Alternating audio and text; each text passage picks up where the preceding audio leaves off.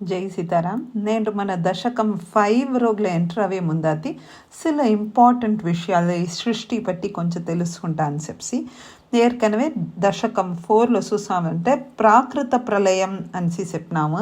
నైమితక ప్రళయం, ప్రాకృత ప్రళయం ఇటంటే ఏమి అని మీకు డౌట్ వచ్చిన. సో ఆ విషయంలోనే మోట అది క్లియర్ చేసి then let's get into దశకం 5 అని ఎంచా. సో దానోட డీటెయిల్సే ఇప్పుడు చెప్పబోయాను. ఇవాళ మనోడ ఈ సృష్టిలో చూసామంటే బ్రహ్మాజీయే మనను పడచిండారు.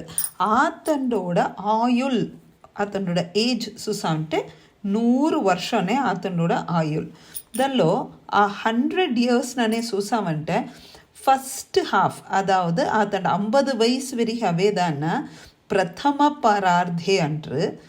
సెకండ్ హాఫ్ అదావదు 50 వెనహ ఉండిన పాటన ద్వితీయ పరార్థే అంటారు.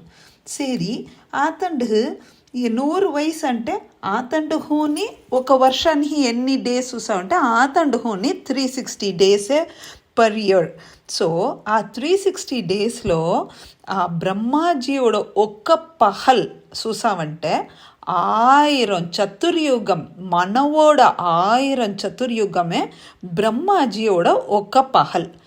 సరే ఆ పహల్ వెనక ఒక నైట్ అవునేహా అనేప్పుడు ఆ నైట్ చూసామంటే అది ఇంకొక 1000 చతుర్యుగం.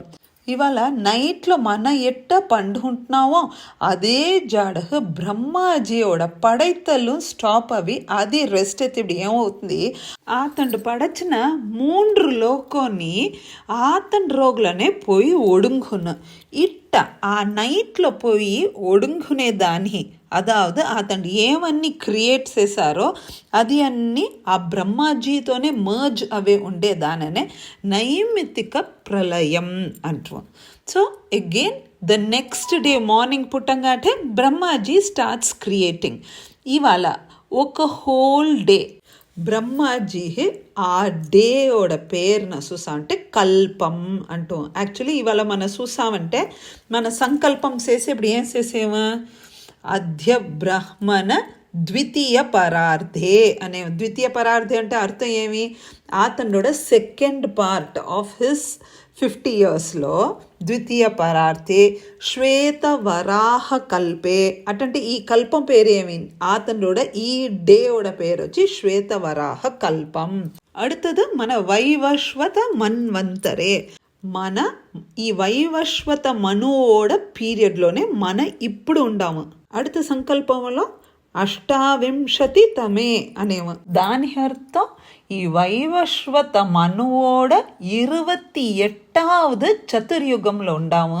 ఫర్దర్ సంకల్పంలో కలియుగే ప్రథమే పాదే కలియుగంలో ఉండిన ఫస్ట్ పార్ట్లో ఉండామని చెప్పి మేర్కొండే ఏం వర్షం క్రోధి సంవత్సరే ఏ అయనం ఉత్తరాయణమా దక్షిణాయనమా అనేవ దావెన ఏ ఋతు ఏ సీజన్లో మనం ఉండామనేమో దాని ఏ మాసంలో ఉండాము అనేమో దాని ఏ పక్షం శుక్లపక్షమా కృష్ణపక్షమా అనేది మనం మెన్షన్ చేసేమో దాని ఏ డేలో ఉండామో ఏ టైంలో ఉండామో ఏ నక్షత్రంలో ఉండామో అనేదే మన ఎంత దూరం ఎక్కడలోండి బ్రహ్మాజీలోండి ఎత్తి చెప్పి దావెన సంకల్పం చేసి ఇట్టి వింటి నేను మొక్కేను అనిసి మన ఇంట్లో పూజ చేసేప్పుడు సరి కోవిల్లో చేసేప్పుడు సరి దీననే మనం ఎత్తి చెప్పాము. ఇవాళ ఈ చతుర్యుగం అనేమే ఇది ఏమి అని చూసామంటే ఒక్క చతుర్యుగం చూసామంటే 43,20,000 ವರ್ಷನೇ మనవోడ వర్షనే ఒక్క చతుర్యుగం. ఈ ఒక్క చతుర్యుగంలోనే చూసామంటే మనోడ త్రేతాయుగం ద్వాపరయుగం కలియుగం దీని అన్ని కూట్టు సేరిందే ఒక్క చతుర్యుగం. ఇట్ట 1000 చతుర్యుగమే బ్రహ్మాజుడు 1 డే 1000 చతుర్యుగం దావెన ఉండింది ఇంకొక నైట్. సో ఇట్ట బ్రహ్మాజీ 360 డేసే 1 year దావెన 100 years వెనహ. அதாவது பிரம்மாஜியோட லைஃப் ஸ்பேன் முடிஞ்ச கெடியில் ఒక్క ప్రళయం నడుస్తున్న ఆ ప్రళయం ఏం అంటే అన్నీనేని ఒడుంగున ఆ మొత్తం హోల్ సృష్టియేని ఒడుంగే దాని పేరే ప్రాకృత ప్రళయం అంటాము. సో ఈ ప్రాకృత ప్రళయంలోండి ఫర్దర్ ఎట సృష్టి అవింది అనేదే మన 5వ దశకం చూడబోయాము. దానికే ఒక హింట్ మొట్టనే ఇది చెప్పాను. యాక్చువల్లీ ఈ కలియుగ, ద్వాపరయుగ, త్రేతాయుగ అని సత్యయుగం చూసా అంటే కలియుగం 4,32,000 అంటే కలియుగమోడ 2 మడంగు ద్వాపర యుగం, కలియుగోడ 3 మడంగే త్రేతాయుగం, కలియుగోడ 4 మడంగే సత్యయుగం. ఈ 4న టోటల్ వేసామంటే 43,20,000 ఇయర్సే ఒక్క చతుర్యుగం. సో ఫర్దర్ దశకం 5లో భట్టత్రి ఏం చెప్పింది వచ్చారు అనేది రేపు మనం అనుభవించుతా. జై సీతారాం.